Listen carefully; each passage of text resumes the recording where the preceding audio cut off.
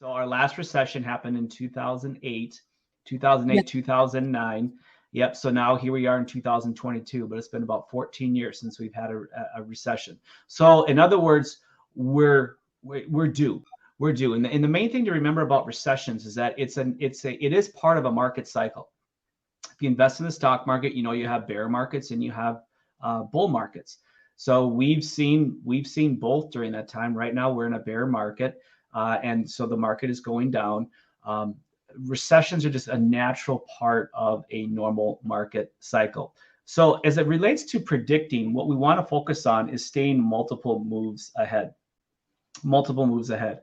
So because a recession is part of a market cycle, it means just like when you're planning when times are good, you need to plan for when times are not so good. And that's what we will focus on right now. And that's what we're going to get into our prepare section and then ultimately our persevere.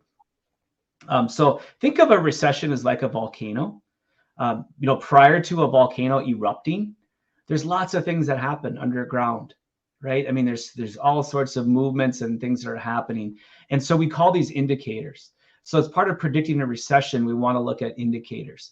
And so for housing, there are 6 indicators that we look at. These are going to vary a little bit from, say, what's going to happen with a normal economy, because we can have housing recessions when the economy is performing well. We can also have the housing market do well when the economy is performing poorly.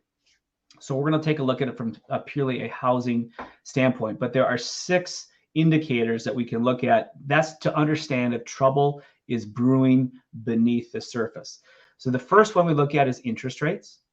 Then then housing inventory, so supply and demand. Buyer confidence is another big one. Are people bullish on the market, and are they want to remodel their homes? So they want to buy new homes. So buyer confidence is a big one. Unemployment, we look at. Inflation is the 5th one, and then finally the last one is, all real estate is local, local, local. So when it comes to that, with local being real estate, the main thing we look for in a recession is we look at migration patterns. So do you have more people moving out of your area or more people moving into your area? So there are certain areas that are going to attract people, and that's gonna put more demand. So that particular location might do better than, say, a location that has more out migration, or there's more people moving out than are in.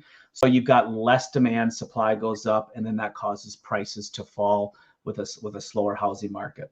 So those are the 6 things that we look at. And so the key point is we want to think in terms of what will be versus what is.